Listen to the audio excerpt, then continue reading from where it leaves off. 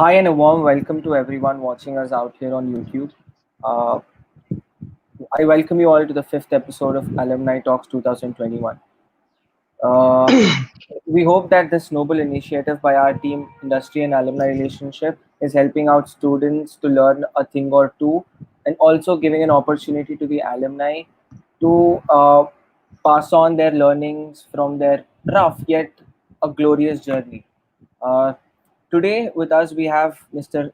Sanket Saurav, the co-founder of a startup called DeepSource. If that name intrigues you, we'll definitely find out what that actually means by the end of this interview. He has been a part of more than a couple of startups and has witnessed the ecosystem rise from the grassroots level. He is also featured in the Forbes 30 under 30 in the enterprise section. I can continue talking about his achievements for a while, but as they always say, and as we always hear, the journey is what is more important and not the destination. So let us dive in and know more about his journey. Let us hear it from the man of the hour, Mr. Sanket Saurav himself. Good morning, sir. Good Hey, morning, sir. I welcome hi you to Nishad. the Alumni Talks 2021. And I think I can safely say that you're virtually connected to your alma mater right now. Oh yeah, absolutely. Thanks for inviting me here. Um, so without keeping them waited for a long time, uh, for any entrepreneur, there is a small bug that runs inside him right from his childhood. So was there something like that running within you right from your childhood, or did you develop it as you went ahead in life? So we'd like to know more about your childhood. Sure. Yeah, I'm not sure if I'm aware that there was something right there from my childhood, but it definitely especially when I was in college, it definitely was something that I started thinking about more deliberately when it comes to starting a startup or building your own business. But in my childhood, of course, like you know, I was doing the normal things that every other student would want to do. I was trying to get into a good engineering college because, of course, yeah, one of the things was I was interested in computers from a very early age. Uh, so you know, so naturally, the only path from there to your future would be to get into an engineering college, as we were brought up, the kind of society or the kind of upbringing that we had. So I think that was the highlight of my childhood. Like I was getting involved in a lot of things in my school as well. But yeah, I'm not sure if there was a bug from the childhood. So I think that's that. Yeah. Uh, since you already mentioned about your college life, would you like to add more light to how NIT Jamshedpur played a role in your life, or something on those Yeah. lines? Sure, yeah. So I think the highlight of my college life was actually all the activities that I got to do in college. Right from, there were so many clubs that I was a part of, including the cultural and dramatics society. So my roommate and I and a couple of other friends, we had a band, and being part of CDS was one of the highlights of the first couple of years of my life. And we used to jam on every possible occasion, and then participate in the cultural fest. I think Utkarsh. I'm not sure if the name is the same even today, of the cultural fest, but that was that. And then I was also part of the aircraft team that used to be back then, called Top Guns, and that was my first kind of exposure to building a project that was outside of academics.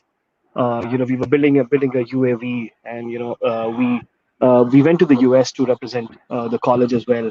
We had some success. We didn't win that year, but we did have some success. We were the only teams to kind of actually take off and do a couple of tasks that none of the other teams that were there were able to do. So these were the things that kind of accentuated what I did in college, and then towards the uh, you know towards the end of second year and the beginning of third year, I also started my first kind of startup, so as to speak. So my roommate and I, we were very we were very involved in building websites, like and we were writing some code here and there. So we realized that, hey, this is something that we can do and make some money out of it. So that was the first instance where we started our first startup, and we're just building websites for people in Jamshedpur. Right? There are so many companies out there. There's so many small industries there, and uh, everyone wanted a website, right? And we knew how to build websites, so we started doing that. We started building websites for a lot of alumni from our college as well, like people who wanted to do something else in after their day jobs. Like I remember one instance, there was one some senior from like 5 or 6 years. 5 or 6 years. He had passed. He had graduated from college 5 or 6 years ago, and he reached out to me saying that, hey, he's starting a travel blog, and because he's traveling a lot, which is something that you can't do today.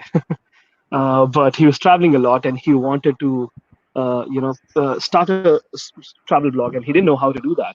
So he said, "Hey, can you do that for me? And then I'm going to pay you for this." And I said, "Okay." So I think that was what started us, put us on that path. And the moment we started making some money out of this hobby that we had on the side, we figured out that, hey, this is also something that you could do.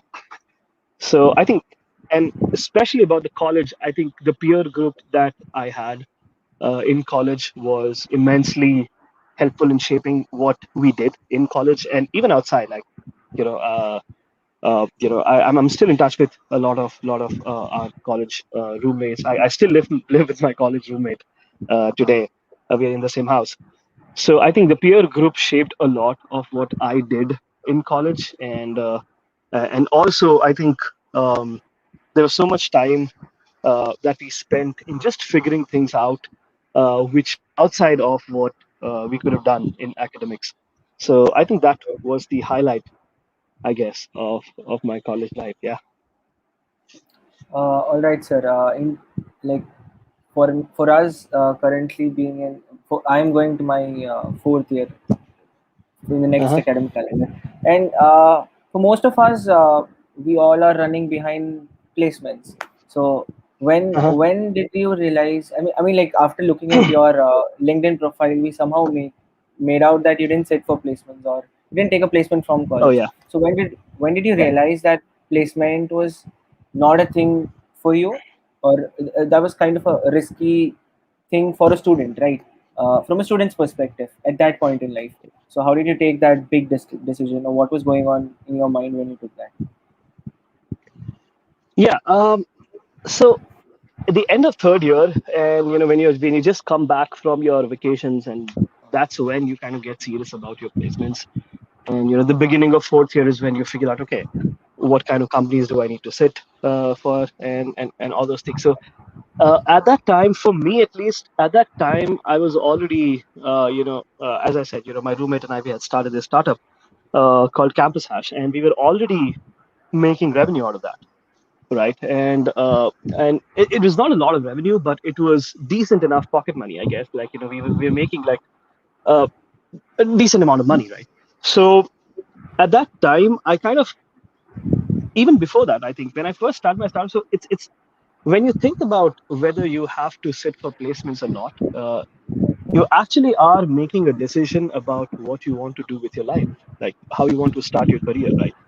Um, for us, I realized very early on that, hey, I was good at some things, but more importantly, I realized that I was good at creating things, right? Like by the time I had left college, I had built almost like 25, 30 websites for different people. And then in the final year of college, like fourth year, like one of my other friends, uh, he and I, we used to spend our weekends hacking together, like building small stuff. Like we built a Chrome extension over a weekend that got like fairly popular, right? It was like a Wikipedia Chrome extension, and Wikipedia didn't have the feature that you can hover over a link and it'll show you a summary of the article. And we thought that, hey, that is something of a cool feature, and we built that over a weekend. And then we started doing that. Like every weekend, we'll sit and we'll build something. Like we build an API, we build a small app, for example. So one of the apps that I had built in fourth year, it was called Smart PNR, and it was just a very quirky idea. Like Indian Railways, the website didn't have an API back then, and this always bugged me. So one weekend I sat and I actually wrote a REST API for the Indian Railways site. So you can actually give a PNR number, and programmatically you can get the status of the ticket, right? Like whether it's confirmed or not, right? And it didn't used to be available back then. I'm not sure if they have an official API today. Um, and then later we realized that, hey, we can probably build an app around this that can help people track the status of their tickets automatically. So I got in touch with one of my juniors who was building Android applications, and we hacked together this app. And I used to come to Bangalore, and we participated in a hackathon, and we won there, right, with that idea. So that kind of made me realize, like during this journey, I realized that, hey, in the end, what I want to do with my life is build these things that I think of, right? Like, I enjoy building things. I enjoy building applications or products that people use. And I wanted to keep doing that, right? And working for another company, or specifically working for someone else, would not give me the ability to do that full time, right? And that would make me unhappy. I'm the happiest when I'm building things, right? So I think that was when I realized that, hey, probably it's not the best idea for me to sit for placements, because I don't need a job. I could probably figure out how to make money by building products, which I was already doing. So I think that's where the realization was. What was your parents' reaction so as to your this decision? Right. My parents are already they were always very supportive of everything that I did. So even when I started my first startup, and that kind of meant I was focusing more on this side rather than focusing on academics. My CGPA was like going down the dumps, I guess. So of course, because I was spending a lot of time on this side, right? So they were very supportive, because I kind of they trusted me to have a plan. Uh, and I'm not sure if I had a plan per se at the time, but at least I was doing something and it was working, and I was happy with what I was doing, right? So I think they were always supportive. And then when I told them that I don't want to get a job, I want to start a startup right after college, they were very supportive as well. So I have been lucky in that department. Glad to hear that. And okay, since campus hash was something that you did on campus, right? So do we see something Yeah, called as DoSelect that you did as a serious startup yeah, coming out of the college? So tell us more about DoSelect, what and your learnings from DoSelect.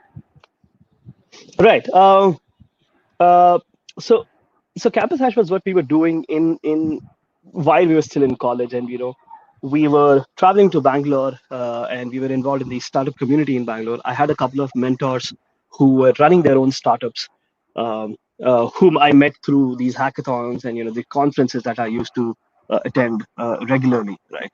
And that gave me a lot of exposure. So towards the uh, end of fourth year, I guess, or say mid fourth year, we kind of figured out that, hey, what if we extrapolate the idea of Campus Hash into an actual software business? Campus Hash was not a software business, right? We were uh, giving workshops to people on technologies, open source technologies like Python or HTML5, teaching people how to build websites, how to build web applications specifically, right? So it was not a software business. So I knew that it wouldn't scale, right? I knew that it would be very difficult to convert it into a large business, because anything that is not software is super super difficult to scale, right? Um, but then while we were interfacing with these companies in Bangalore, and we realized that, hey, so one of the things that happened is a bunch of startups, like 10 startups that we were working with, they said that, hey, you guys are doing hackathons. Why don't you help us hire interns from these colleges through these hackathons? And we started doing that. We started making some money out of that. And then we realized that, hey, okay, recruiting is a problem, right?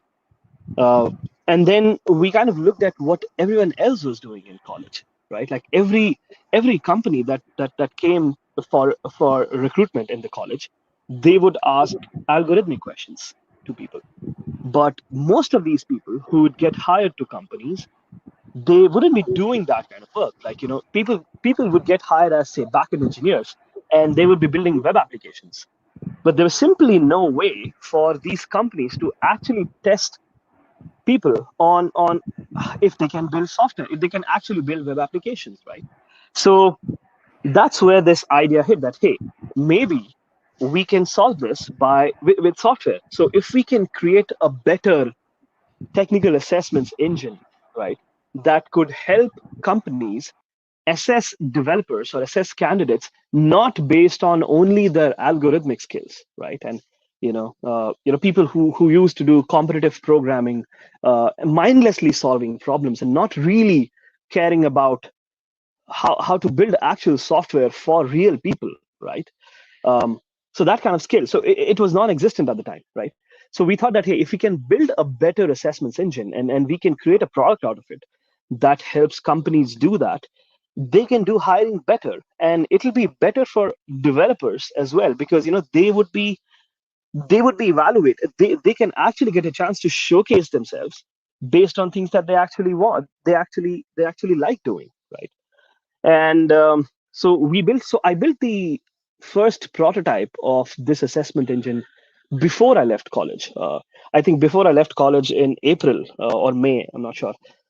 We had the first assessments engine, and Docker was a rising technology at the time, and I kind of took Docker, and it took me like a couple of weeks, but we had the first prototype of this assessment engine, which could evaluate people on other things as well, like, say, backend technologies and so on. So, which basically, if you're aware of, there are a lot of tools like CodeChef and all these who would have these input output based problems that, you write a question and your problem would be evaluated against textual input and textual output. That was very restricting. So we built a system that would remove all those restrictions. So you could ask a developer to, say, write a script that would query an API and do something with it. And that was something that was not possible with any assessments engine that was available at the time, right? So that was our big innovation, product innovation. So when I moved to Bangalore, and that's the idea. That was the idea. Like, we'll start a company around this. We'll start a company around this assessments engine and build a product that would help companies hire better. So that's how my first serious startup in Bangalore, DoSelect, came to be. Yeah.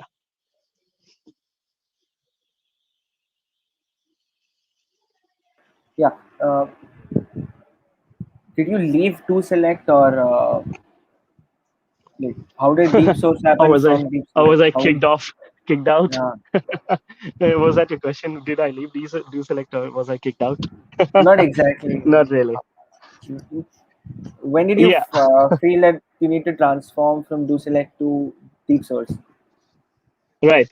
Yeah. So that's a very funny story. So uh, we started working on, like, full time. We went on DoSelect in, say, I think June 2014. July 2014 is when we took a train from Jamshedpur and came to Bangalore. Uh, um, the first couple of years, so we raised around from some angel investors here, one VC, couple of VC firms as well, and then, so during the time that I was building DoSelect, right, we built a great engineering team. We built a lot of really good products, right, which was on par with other companies who were out there, more established companies that were out there, more funded companies out there. Um, so while we got things right in the product, I realized that, hey, I probably don't really empathize with the problem itself. like if you think about it, it's very, ironic, right? Like as I've never, I had never appeared for a job interview in my life, and I didn't know what people uh, who hire developers, what their problems are. Like, of course, like we did market research, we talked to a lot of HR people, a lot of recruitment folks, but I realized that, hey, I probably don't empathize with their problems. I probably didn't care enough. Like, so I was building a product for them, but it was more of the situation was, I ended up building a company around a product that I had envisioned, right? And the problem with that is you don't have empathy towards the user because you started with the product, you didn't start with the problem, right? And which is the reason why 4 years after doing DoSelect, I realized that, hey, and there are a bunch of other reasons as well. Like, the market, we are completely in the Indian market. We're trying to serve the Indian market, and we're trying to build a B2B SaaS company out of India. And Indian companies in that segment did not spend a lot of money. So it was very difficult to kind of scale the revenue. And I realized that, hey, it will be very difficult to build a large company out of this idea in this market. And we were probably too late to enter any other geography because, at the end of 3 years, we didn't have enough money to switch our priorities to other geography. So we realized that, hey, it's probably it's going to be very difficult to create a big business, a large business out of this idea. And second, I realized that, hey, I actually didn't enjoy working on that problem because, again, my first point, like I didn't empathize with the users, with the people who I was solving this problem for. So that's when I decided to leave DoSelect in December 2018, and it would be like 4.5 years since I had been doing DoSelect. And while I was looking for new ideas to work on, I realized that, hey, while I built an engineering team of roughly around 25 engineers at my previous company at DoSelect, there were so many challenges that we faced and that we solved in a very ad hoc way when it came to building software, right? And I have been a long-term contributor to open source projects as well. Like, I've contributed to a bunch of Python open source projects, and I have seen that, how open source communities build software, and I had seen how we had built software for 4 years as part of DoSelect, and realized that, hey, there are a lot of gaps when it comes to how people build software. And there can be, and there's a white space for a product that can help developers write better software. So, the analogy is that, if you have access to internet today and you have a browser, it's very easy for you to not write bad English, right? Like, say you have tools like Grammarly. When you go to Google Docs, you can do auto completion. You have sophisticated spell check and so on. So it's very easy for you to not write bad English. But that's not the same for developers, right? Developers don't have access. It's pretty ironic if you think about it. Developers don't have access to sophisticated tools that would help them write better code. Even if, there are a lot of tooling around, there's a lot of IDEs, there are a lot of static analysis tooling, there are a lot of things out there, but none of them had productized or democratized access to good tooling, right? And this was a problem that was truly close to my heart because by the time I had left, I was leaving DoSelect. I had been writing code for almost maybe 10 years, I guess, right? Starting from school, right? So, uh, and this was a problem that was close to my heart. And I realized that there is a huge market opportunity based on very basic principles, right? The number of people who are writing code is only going to increase. The complexity of software that people are going to be building is only going to increase. So this is the problem that is only going to compound in its impact. And uh, I had an idea, like my co-founder and I.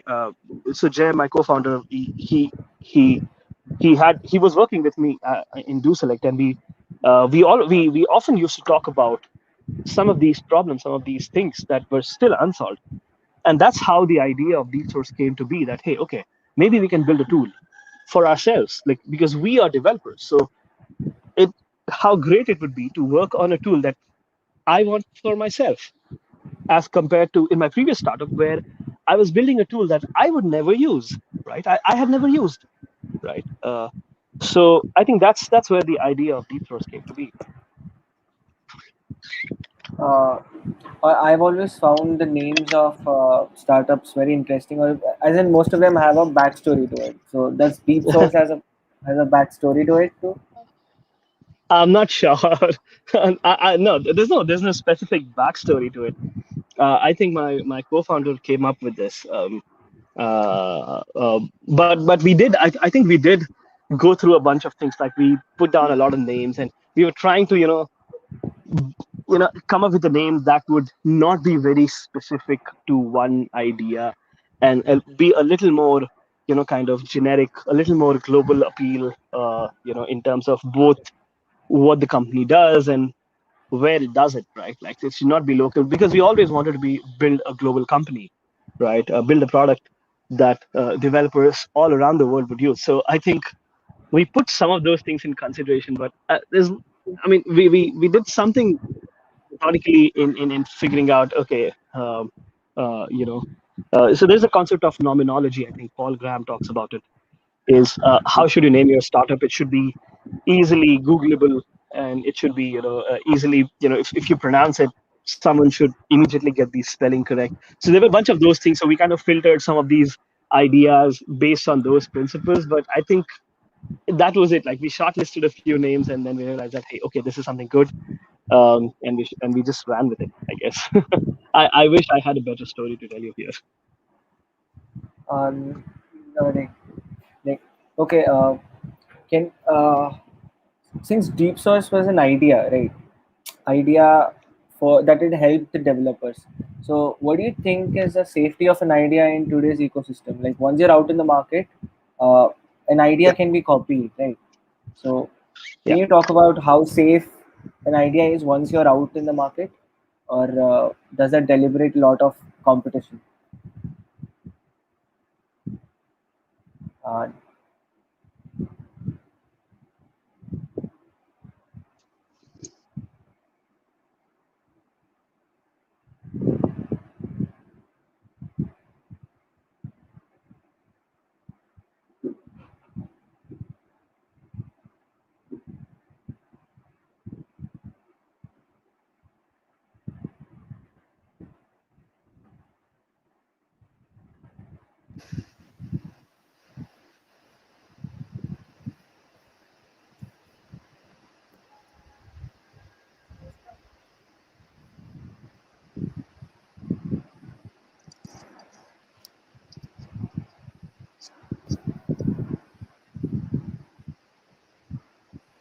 Something happened. Hello, so do we have you connected? Uh, Uh, yeah, I'm sorry about that. Can you guys hear me? I can hear you, but your video is freezed. Okay.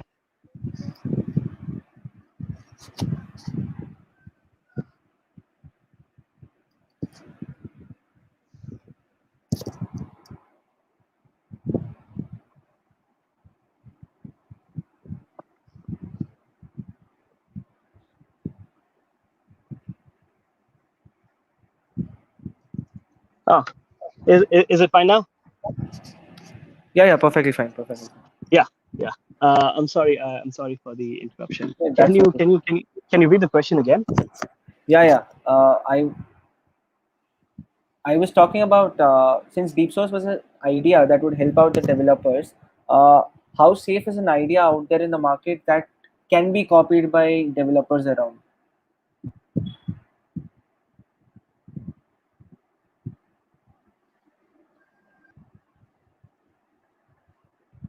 Yeah. Did you get it, sir? Yeah, yeah, Yeah. yeah. Okay. Yeah. So talking about ideas, so it's a very interesting debate in general. Like people talk about ideas and then execution.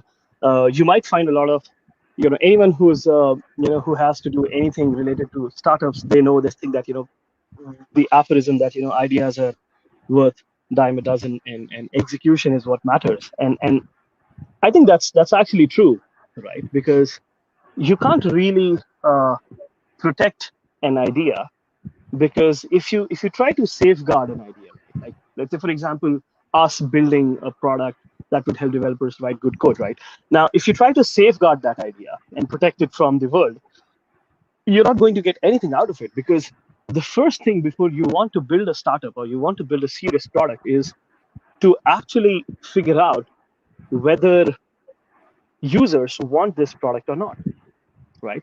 Now, people generally say an idea, but essentially you're not starting with an idea. You're starting with your version of a solution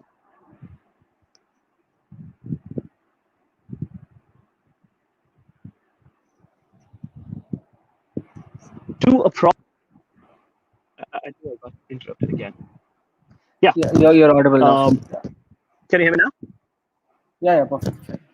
Yeah. So, so people. So as I was saying, like, people start with the concept of an idea, but what you basically mean is your version of a solution of a problem that you think exists, right? So when you try to validate if you're working on something valid, you first want to start with whether this problem that you think exists actually exists in the real world, or it just exists in your head, or just for yourself, right? And only then can you try to figure out. Then can you figure out whether the solution that you're proposing is that valid or not, right? Like, is that solution, will that work? Like, if you think of it, if you take an example of an idea, right? And let's deconstruct it. So when you say an idea, my idea is I'll build. Let me take a whimsical example. My idea is I'll build a chair that will take me to the moon, right? Now, that is my idea. I'm going to build a company that makes a chair that will take you to the moon, right? Like, just take an example. But what this idea basically means is, if you deconstruct it into a problem and solution, the problem is that I don't have a way to go to the moon today, and my solution is that this chair will take me to the moon, right? So before I can start building a company around this, I need to first make sure whether the problem is something that a lot of people have, because you want users for a product to be successful. You want users who are willing to pay uh, for a product to be successful, right? So when it comes to ideas, right, like, I would shout the idea off the rooftops, because if it turns out that, okay, this idea is something that people don't care about, this problem is something that people don't care about, it's probably not worth your time building a company around it, right? So but of course, there are businesses where protecting the idea is important. Like, so for example, medicine, right? You might want to protect your IP, and you might want to kind of uh, protect other people from knowing what you're working on. But this is not really relevant when it comes to building software for the masses, right? Or software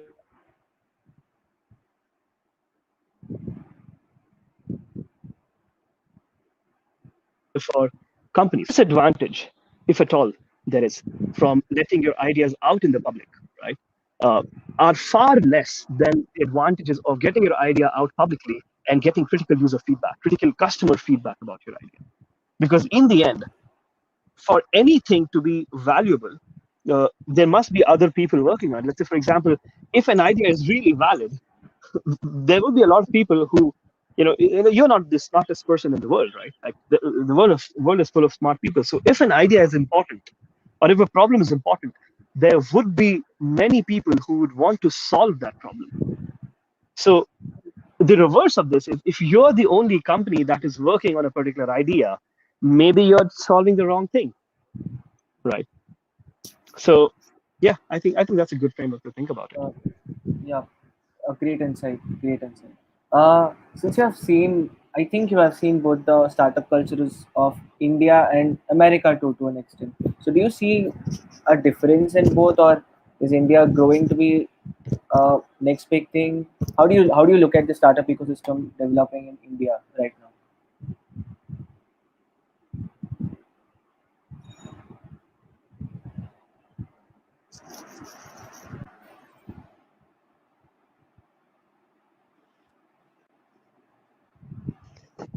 Oh, yeah, of course. I mean, there are a lot of things happening in India that are absolutely great. There's a lot of talent, great talent in India, product talent in India, and increasingly, especially after the last year, increasingly a lot of global companies, American companies, are coming to India, and they are kind of trying to they're trying to they're trying to hire people, but also they're trying to enter the Indian segment and build things for India, right? Uh, as as far as the culture goes, there are, I would say, there are a lot of differences when it comes to the culture in the US and the culture in India. Um, uh, Here, we have like a lot of we have a lot of manpower, right? In the US, that is a problem. We have like, if we have like 10 engineers in India,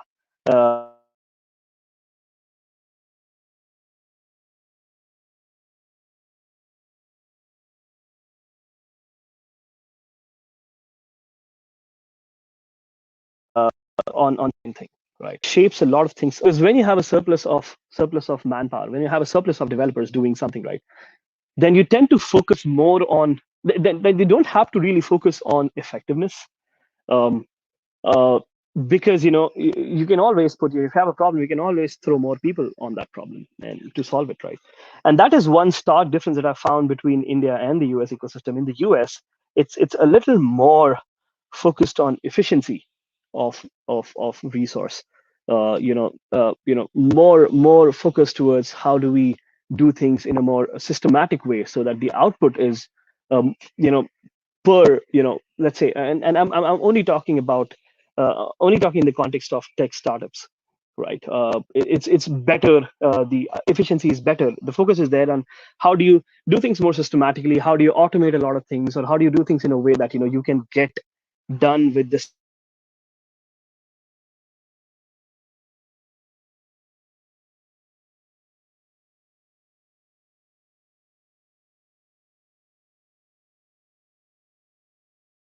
same amount of resources, India is.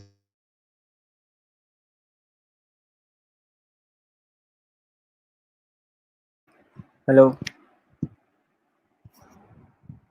you're not audible, sir. Yeah. Yeah, you're fine. You're perfectly audible.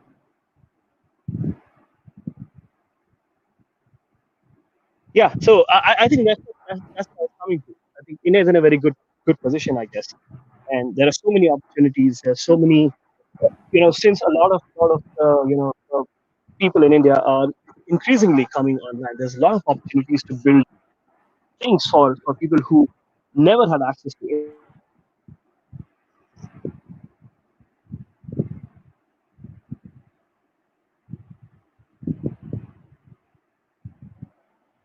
internet, or who never had access to build.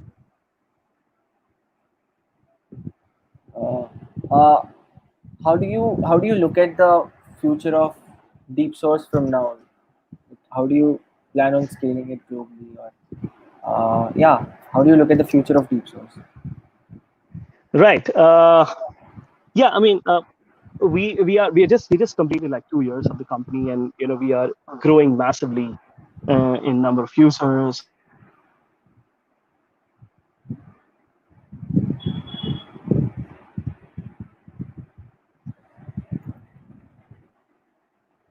Our revenue, our growth is in Europe. So the focus is on scaling that, and building a team in the US. So we're setting up an office in the US, building a growth, marketing and growth team in the US. So in the near future, we'll have a distributed team across both the countries. Our engineering team is going to be here, but the rest of the team is going to be in the US. So immediately in the near future, that is one of the things that we're doing. The second thing is, of course, we are venturing into enterprise. in the enterprise market. So and we are working with some of the largest enterprises today. But of course, I mean, we have a product in a very good shape. We have the team in a very good shape. So the next logical step is to scale it, scale the reach, scale how much we can grow in terms of adoption, and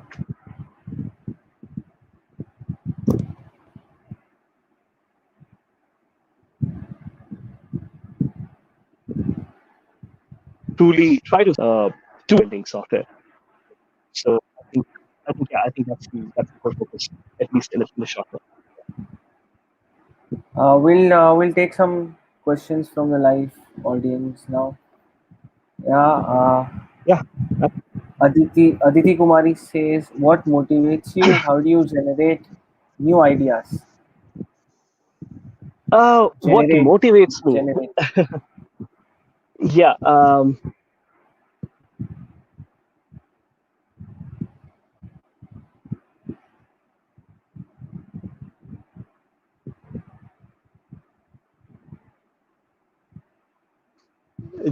You come across, I guess, most of the ideas that have come to me have been, very, in a way that, I have been, it's deeply embedded in your, in your conscious, right?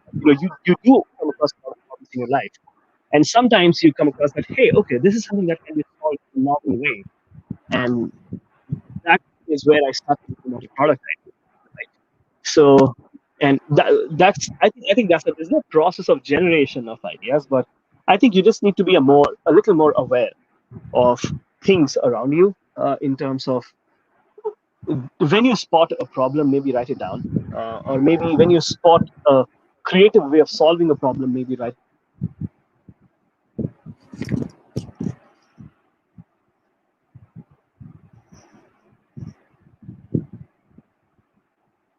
it down.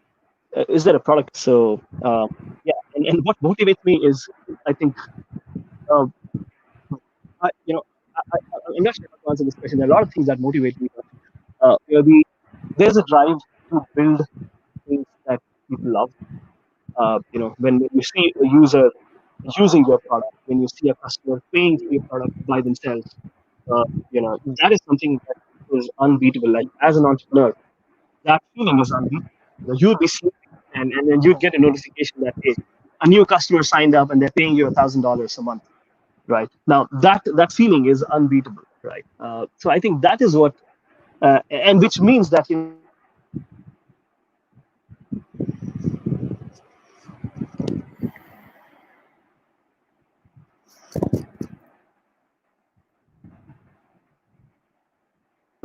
there is, right, who had a solution. So I think that's what.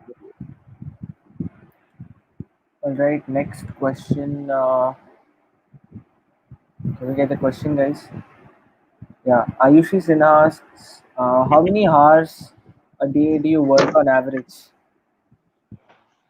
Oh, that's a very interesting question. I used to work, like almost about 16 hours a day.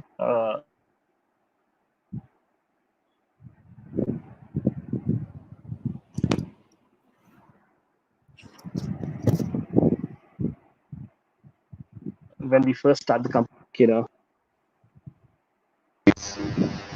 very important.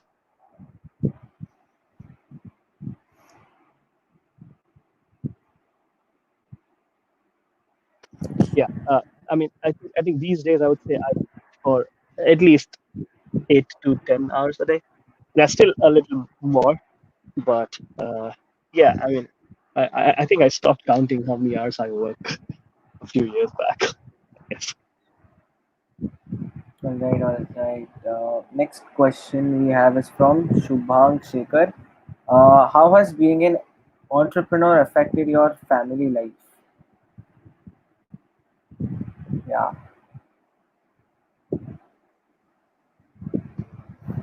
Did you get my question, sir? Um, I'm not. Yeah, I'm not sure if there has been. Of course, there is some effect on my family life, because when you're building a company, you're always working. Right? And previous question, right? I might.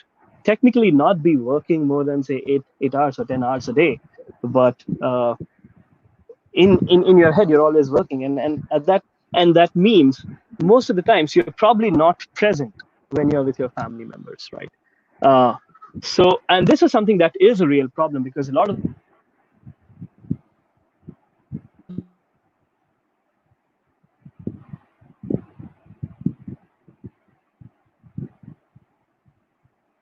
entrepreneurs then takes over their entire lives, right?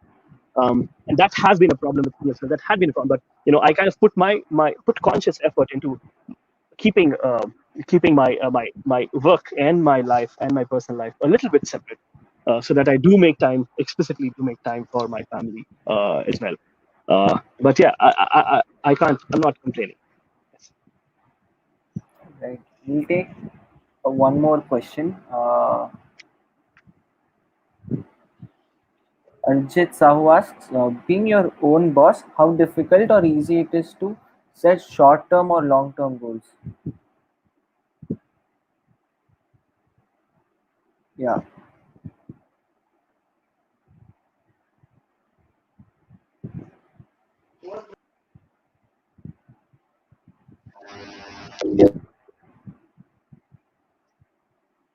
So you're muted. Yeah, I guess that's a very interesting question. The first thing is, the premise of the question is a little uncomfortable to me. Being your own boss is a very. I'm not. I don't think it's the right way of putting uh, the situation, right? Because you're not your own boss.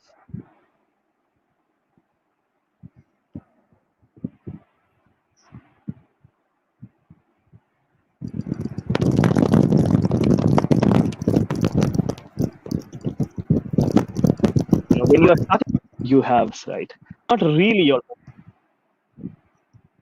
um, and even if you don't raise venture capital, you are you have a lot of stakeholders. You have your team, you have your customers, and a customer can send you a support ticket at 2 a.m. in the night, and you have to figure it out. Like, even if you're not the one who is going to answer that support ticket, but it's your responsibility that you are going to respond. Your company responds to that support ticket as soon as possible, right? So you're truly never your own boss when you're running your startup. But setting short-term and long-term goals, I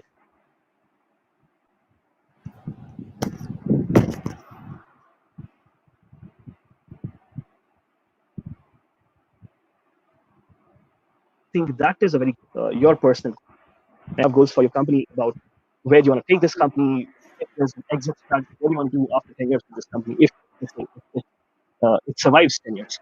So I think long term versus short term. As an entrepreneur, I think what I maintain is you you you, you, you need to think long term, but tactically prioritize short term, and that's what I try to do. Like you keep your eye on the long game. Keep your eye on, okay,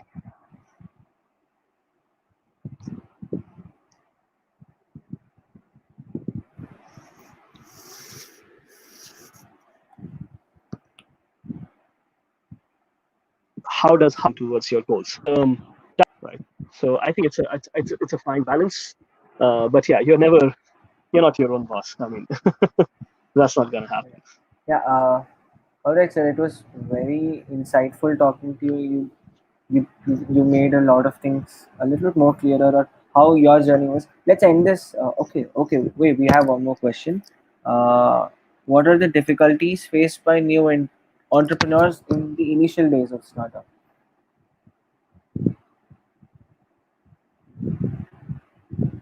Yeah.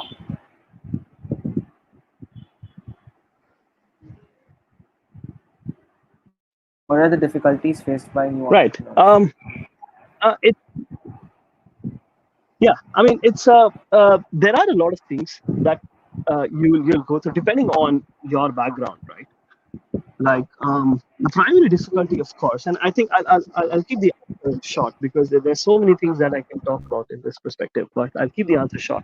I think the primary thing that y- when you're first starting your startup, the primary thing that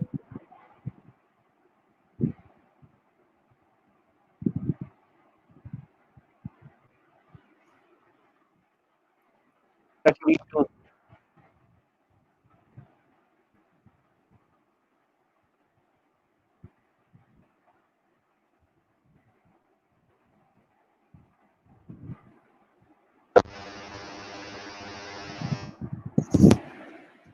Hello. I'm not sure if I'm audible. Yeah. Am I? Yeah. Am I? Yeah. You are, sir. Yeah. Okay. Yeah. So yeah. So it depends on what is your background. Let's say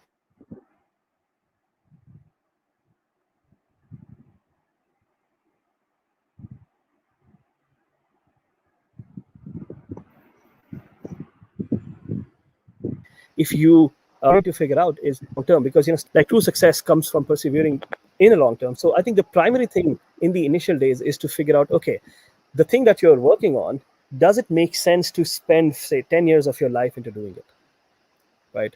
And I think the initial few months or a couple of years of any startup's life kind of goes into, and there's a concept of product market fit. So you need to figure out whether you have product market fit. But before you could do that, you need to figure out whether are you in the right direction? Are you trying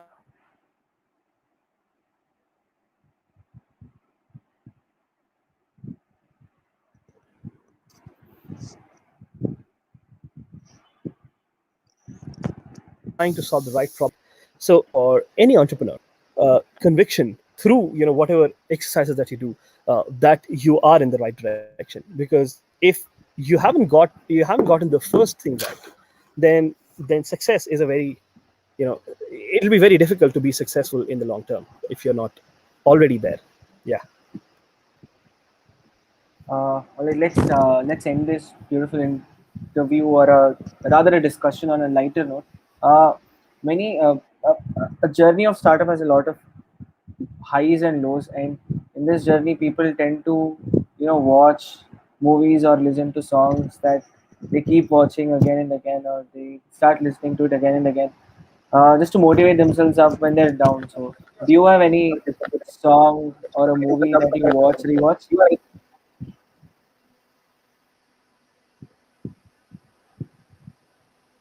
Hey,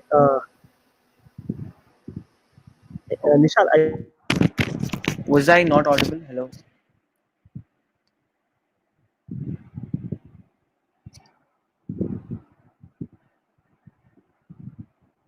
think I kind of lost you. Yeah, yeah. Am I audible now, sir?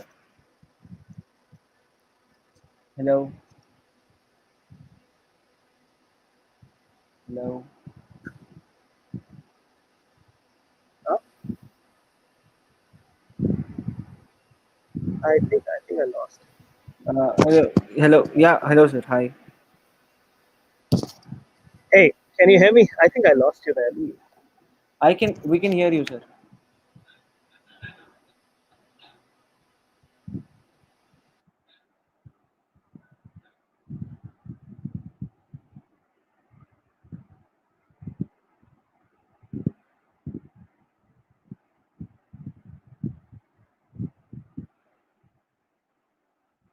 Hang on. Oh, hello. Hello, sir. Hi. Am I Yeah, audible? I think I'm having. Am I audible? Hello. You have muted Yeah, yourself, sir. yeah. I'm sorry, I'm having some difficulty with my computer here. Yeah. Yeah. I think I'm audible now, right? Yes, yes, you are. Yes. Yeah. Yeah. I Can you was repeat the just question again? saying. Yeah. Of course. I was just saying that in a journey that has so many ups and lows, people often tend to listen to a particular song or watch a movie over and over again to keep themselves up. So, do you have a song or a movie that you watch and rewatch again to just gear yourself up?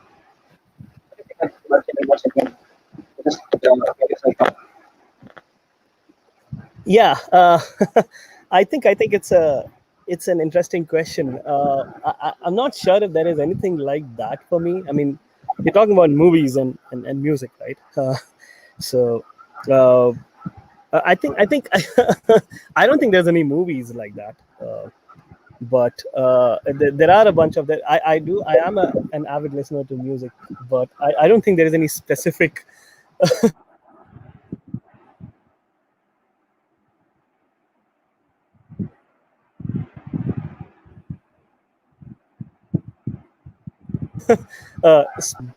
When things become hard on my feet, I guess. I wish I had a better answer for you here.